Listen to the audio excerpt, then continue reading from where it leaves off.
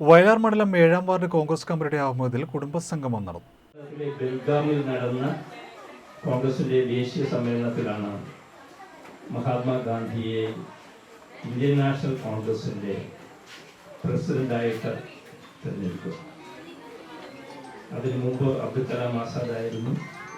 മഹാത്മാഗാന്ധിക്ക് ശേഷം കോൺഗ്രസിന്റെ പ്രസിഡന്റ് സരോജിനി നായിഡു ആയിരുന്നു. മഹാത്മാഗാന്ധിയുടെ ജീവിതം നമ്മളെന്ന് പറയുമ്പോൾ ഓരോ ഭാരതീയനും അനുകരിക്കേണ്ട ഒരു ജീവിതമാണ് മഹാത്മാഗാന്ധിയുടെ. എൻ്റെ ജീവിതമാണ് എൻ്റെ സന്ദേശം എന്നാണ് പറയുന്നത്. എൻ്റെ ജീവിതമാണ് എൻ്റെ സന്ദേശം എന്ന് പറയാൻ ഒരു വ്യക്തിക്ക് അങ്ങനെ സാധിക്കണമെങ്കിൽ ആ ഉത്തമ ബോധ്യത്തിൽ നിന്നാണ് അദ്ദേഹം പറഞ്ഞത്, എൻ്റെ ജീവിതമാണ് എൻ്റെ സന്ദേശം എന്ന് പറയുന്നത്.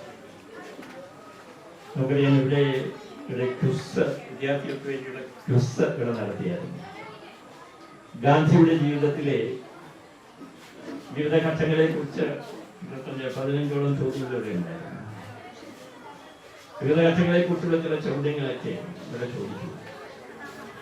നമുക്കറിയാം, നമ്മുടെ യുവാക്കൾ, നമ്മുടെ വിദ്യാർത്ഥികൾ ഒരുപക്ഷെ ഇപ്പോൾ ഗാന്ധിയുടെ ഒരു പടം കണ്ടാൽ തിരിച്ചറിയാൻ പറ്റാത്ത യുവാക്കൾ നമ്മുടെ ഇടയിൽ.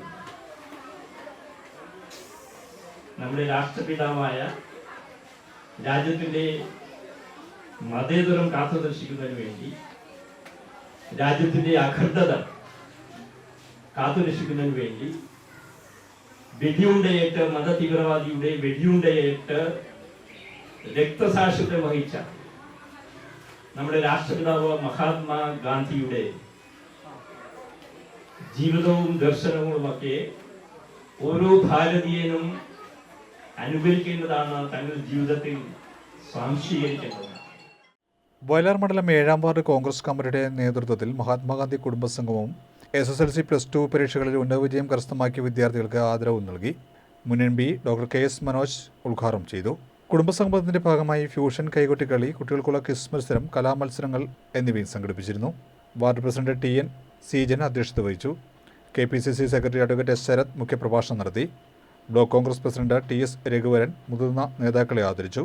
Advocate VN Ajayan, advocate NV Vimal, Jayalekha, AK Sherif, PS Muraleedharan, P Vinod എന്നിവർ പ്രസംഗിച്ചു.